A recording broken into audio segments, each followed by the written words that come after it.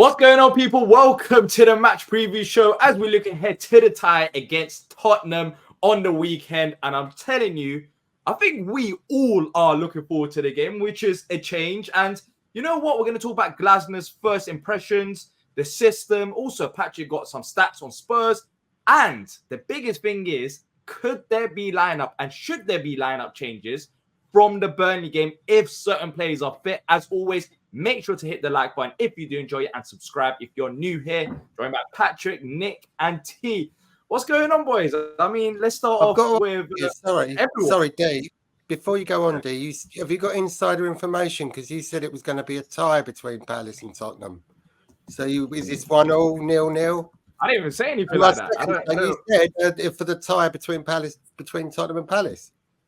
You did. I mean, it's a tie. And I think, Patrick, does that only apply to cup games, it being a tie? I have no comment to make. Let's move on. Go on in. You pick up on the most randomest things. Like, out of all the things I've said, you pick up on that. I thought you were gonna drop something like I said something wrong, or that I might have said something wrong, but yeah, you know what I mean. I think everyone knows what I mean. It's a game, it's a match, whatever you want to say. Yeah. I don't know if fixture is the word.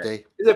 Well, exactly. There's end of the day, there's many words to it. But I just wanted to quickly ask, did anyone get up to anything on the weekend apart from Palace?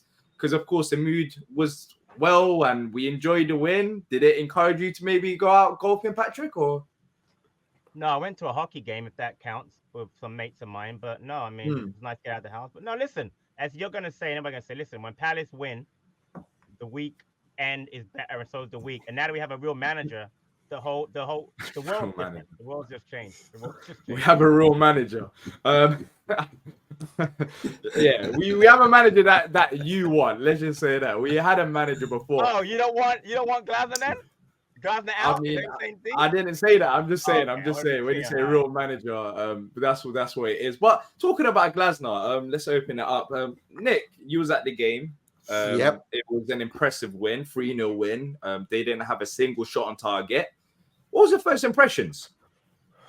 My first impressions was the atmosphere was palpably different in the ground before the game, which you wouldn't have known, D, because you got there at 7 minutes past. I had to get that in.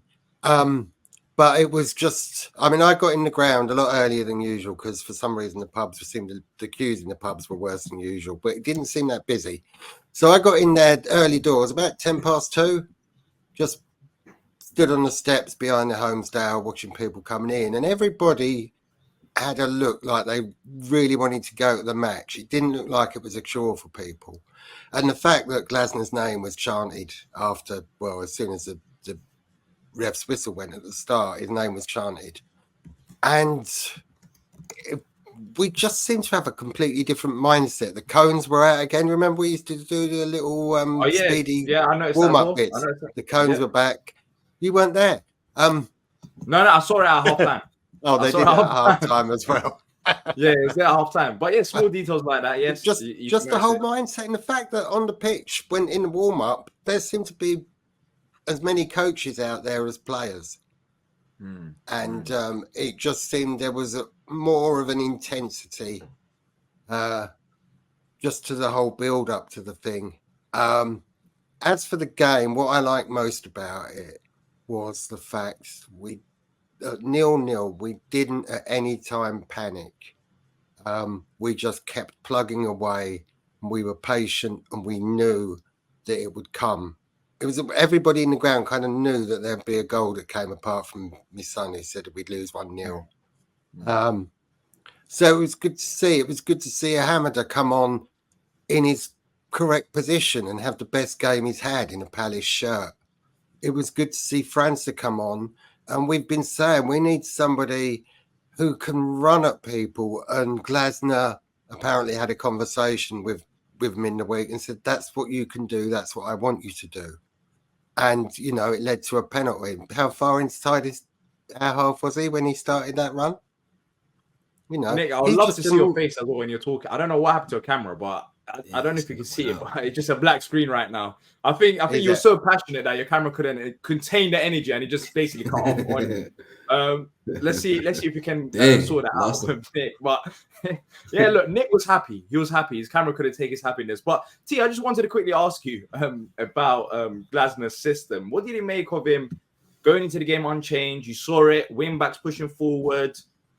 And Nick said it there. I don't know if you agree with it or not, but even in the first half, I was impressed. Like, I know some people wanted a bit more in the first half. I was still impressed. I think we had the right mentality. And I'll be honest, in the second half, we were going to score. Like, I just had a feeling we 100% going to score. Why? Because we were just, like, mentally was ready to attack. And Glasner said it before the game, after the game, he wants us to attack. And we had that intent. So what did you make of it? I mean, honestly, I agree with you. I really like what I saw from us in that first half. We controlled the match. I think the only thing that was really missing in that first half were the goals. It was just the final third play. And credit to the manager and his team for making the adjustments that then led us to getting more opportunities in the second half and leading to more goals. I mean, the one thing that I was kind of looking at and just wanting to see if there was any differences was the difference in finally seeing Glasner out there managing and coaching the players and his system comparatively to how we came out in the same, what we thought would be the same exact setup when Patty was managing. And similar, but different also. It seemed like both sides, both wingbacks were a lot more aggressive. They spent a lot more time up high in Glasner's system as compared to when Patty was coaching. And the two guys that were behind the center forward were truly more inside forwards. They weren't wingers. They really played narrow because of the width and how high those wingbacks were playing. So I thought that they played the system pretty well overall, and shout out to them for making those adjustments and playing better in the second half to get those goals. Yeah, and the XG was clear. Like Palace. Yeah, that's the highest XG since Leeds, I think they said. Yeah, I think since the Leeds game where it's a 5-1. The 5-1. Like 5-1, yeah. Mm-hmm. And that was a while ago. So it's the highest XG this season. And Patrick, this is all with a few days worth of work. But there's listening to the people on the outside, they are having this narrative that it was Burnley. Like they are saying it was good, but it was Burnley. From what you saw in that game, are you looking forward to the Spurs game? Do you think we can carry out a similar type of performance? Maybe an improvement, because look, Glasner didn't even have much time to work on the team last week. I think there's no doubt that the more games he plays, the better we're going to get. I mean, I saw a graphic yesterday showing the average positions of the players, and you see that how far Tariq and Munoz are up the pitch. They're both from pitched in the attacking half. The match before against Everton before, they were both in their own half. So you can already see the progression in the way the tactically he wants to play. I think there's no doubt about it though. The more we get in this system, the better we're going to play. And I'm absolutely looking forward to the game. I know we don't get much out of Spurs. I'm not going to say right now my prediction is going to be, but I'm looking forward to the game anyway, because the mindset's different, D and T and Nick. It's just different. I'm not going in there with this whole attitude of, we're going to sit back and we're going to, what's that phrase that I really hate? Free hit? Yeah, exactly. There'll be no free hits under Glasner. We may lose games, and we're bound to lose games, obviously, right? But that free hit mentality has to go, because, like you said, if it's the same way at home as it will away, it's an attacking mentality, it's a positive mentality. Like you guys said, as much as I think the red card changed the match, I never thought at any point we wouldn't score a goal and win that game on Saturday, and I haven't felt that way in a long time. Look, even before the red card, Nick. Oh yeah. I think it could have been 3-0. I think we could have been 3-0 without that red card. Completely honest. I think it could have been 3-0. Like the red card. Of course, the red card it would have helped us, but we've seen in the past Palace with oppositions getting red cards, and we end up getting worse as a team. Like we've seen it. We've struggled in the past, and despite that, I mean, we took advantage of the red card, yes, but even before the red card, we were solid. I'll tell Nick, you what, D. go on. Burnley reminded me of us 2 weeks ago. Lots of passes back to the keeper. Wow, 2 weeks.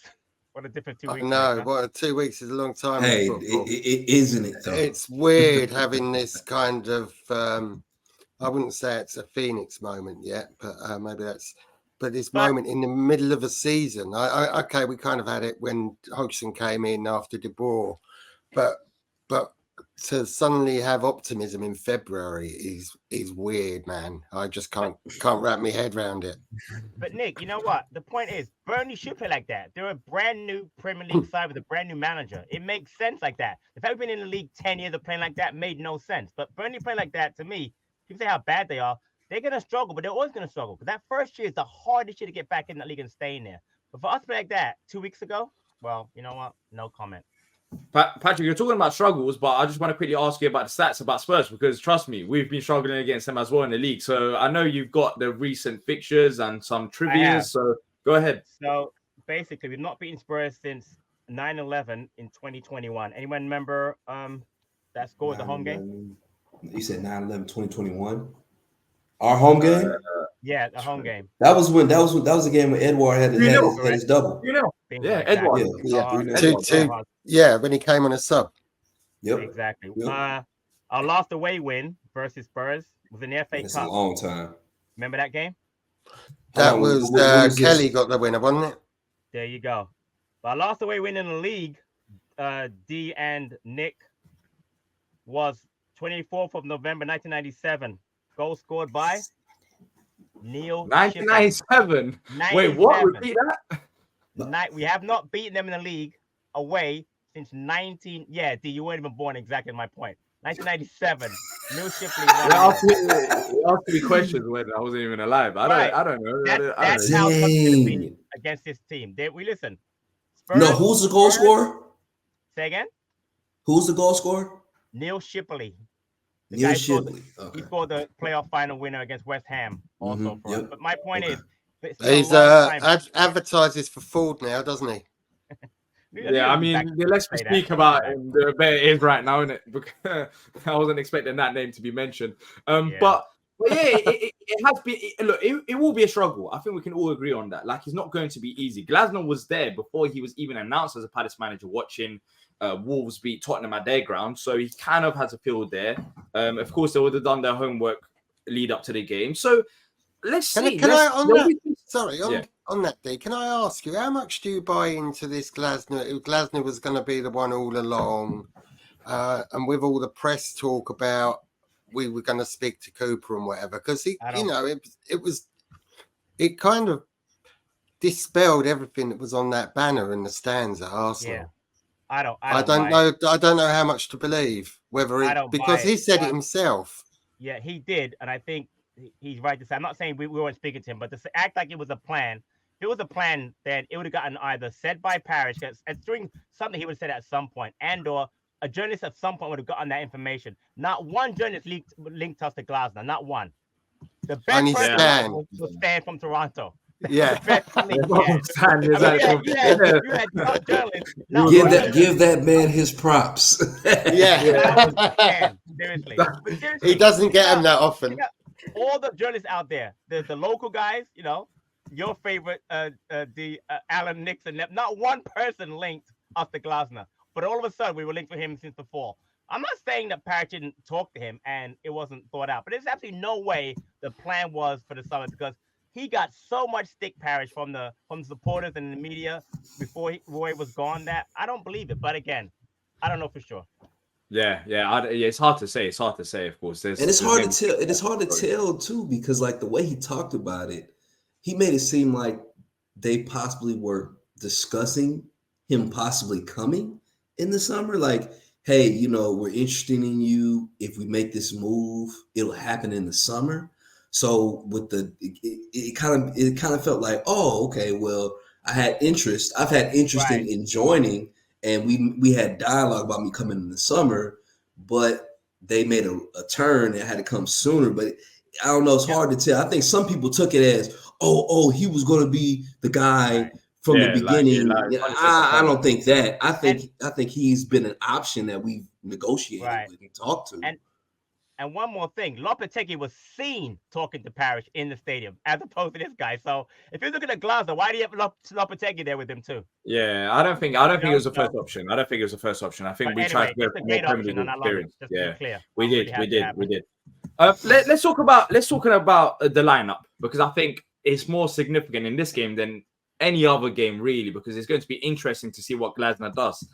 It worked against Burnley, that team, 3-0. We didn't concede any proper chances. The one that we did, it was ruled offside, VAR. But apart from that, I mean, all right, let's say one proper chance. Like, I wasn't scared in that game. I wasn't scared, and everything was right.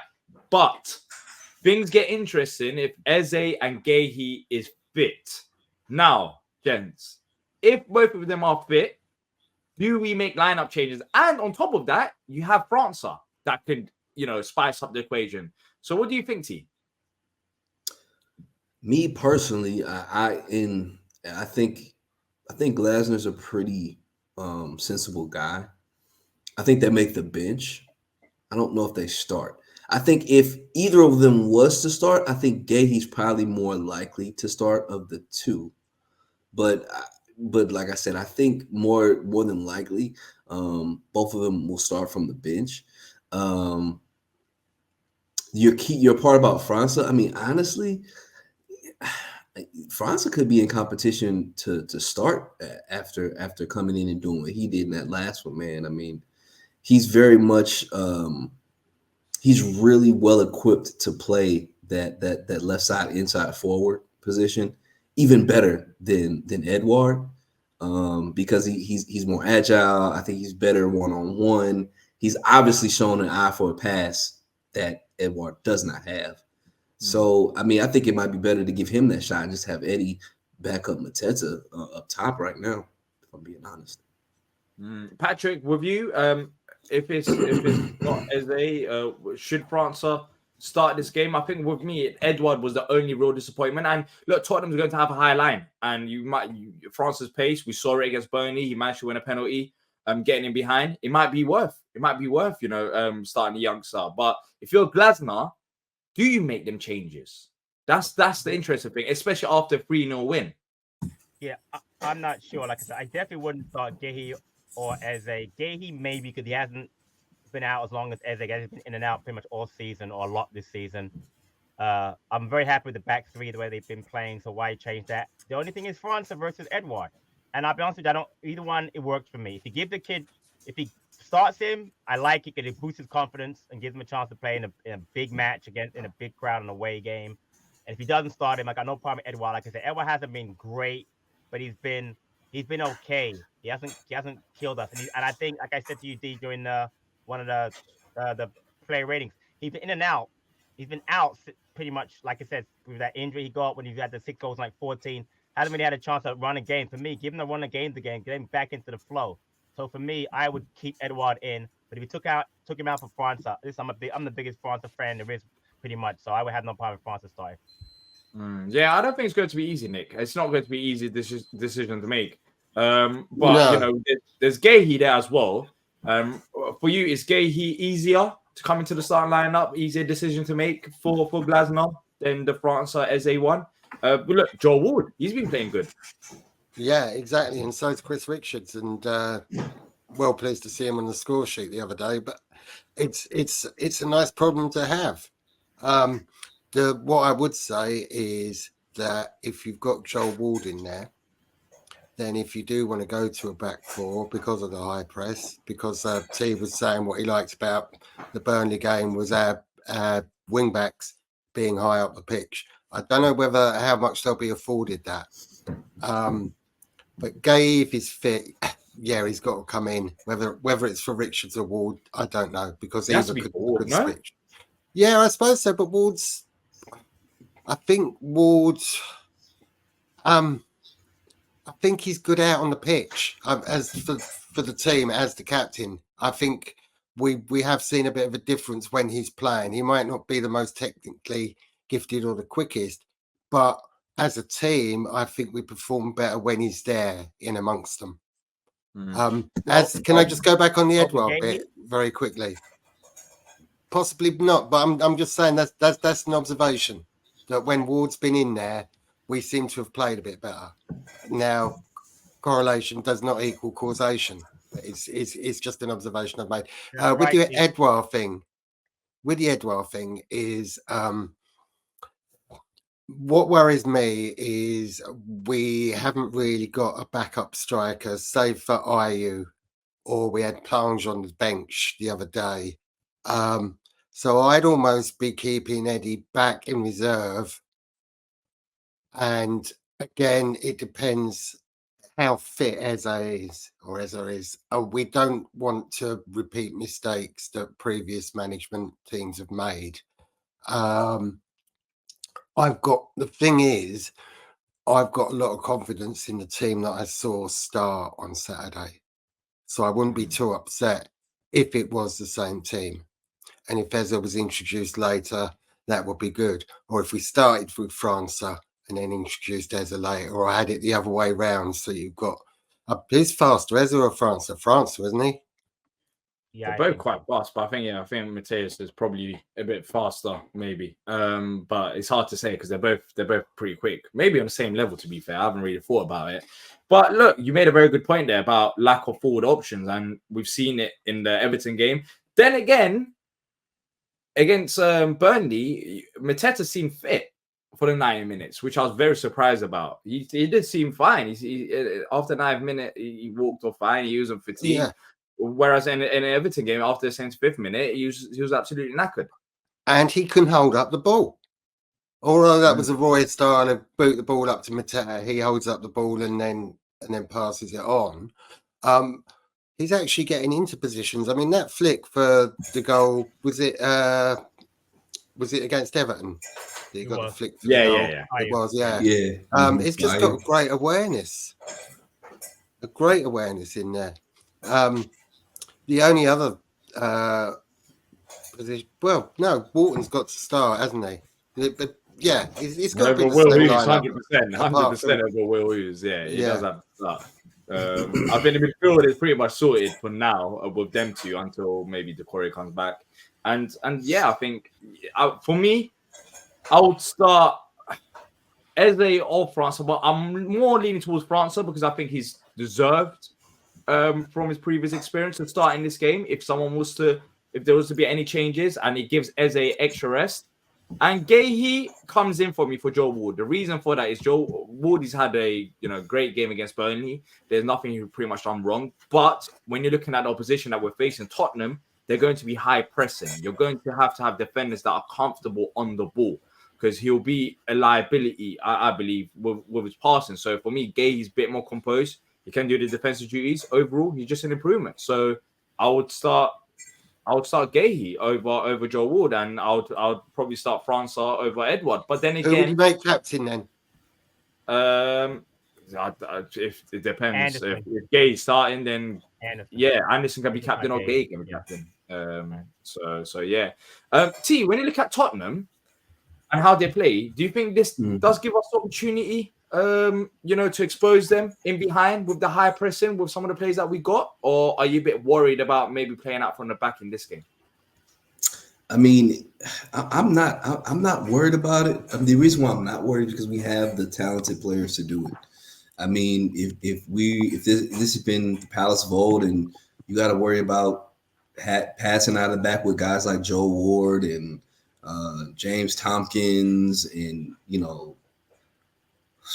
I don't know, Scott Dan or Gary Cahill, whoever you want to say. Like, I'm just saying, like, if it was those guys, yes, I'd be worried about playing out the back. But with the team we have now, with the talent and the caliber of the players that we have, no, I'm not worried about playing out the back against them, to be quite honest with you. And I feel like, similar to what Glasner said, we can play the same way at home as we do away.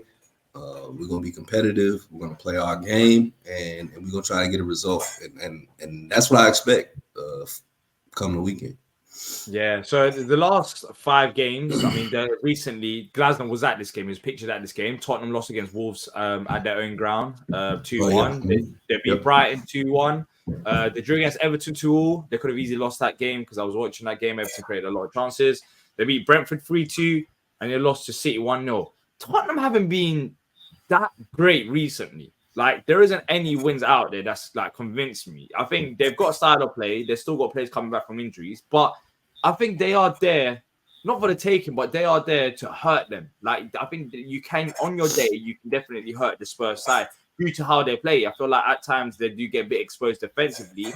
And with the counter-attacking football that we try to play, I think it does suit us. It does suit us. And it's going to be interesting to see what happens. I think when you look at the most recent lineup, they had James Maddison there, Son there, Richarlison there. Ben Davis was at left back and Emerson Royale played at right back. Maybe you hurt them in the wide positions. It'll be good to see what Mitchell and Munoz does out wide. But yeah, the lineup wasn't as strong. But then again, there are players that's coming back from injury. Let's talk about score predictions.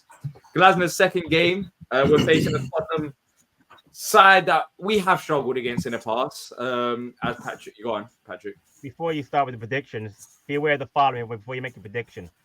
Spurs have not drawn a home game at home all season. There's no draws at home for them. And we have 4 away draws this season. So, go ahead, D. So you're saying there's a hope. Even though they don't draw, we draw away from them.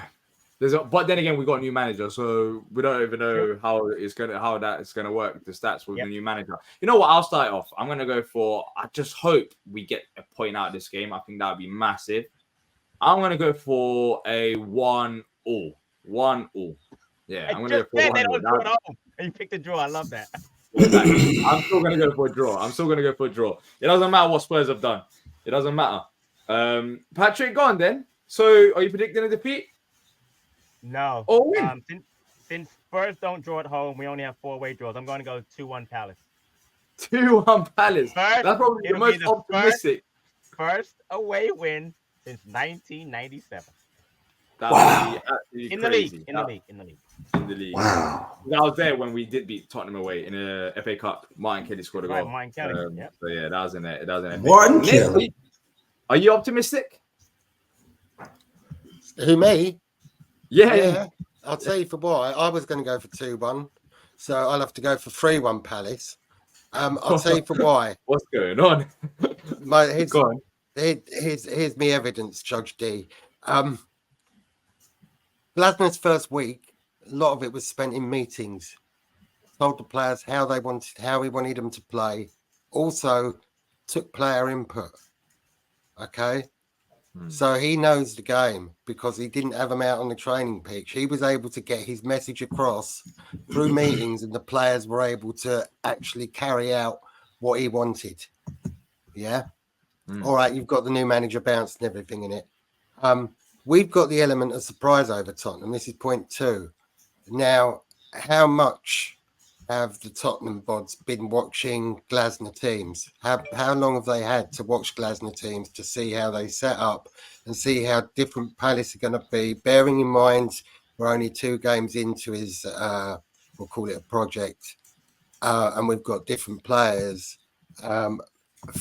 Thirdly, Tottenham really blow hot and cold.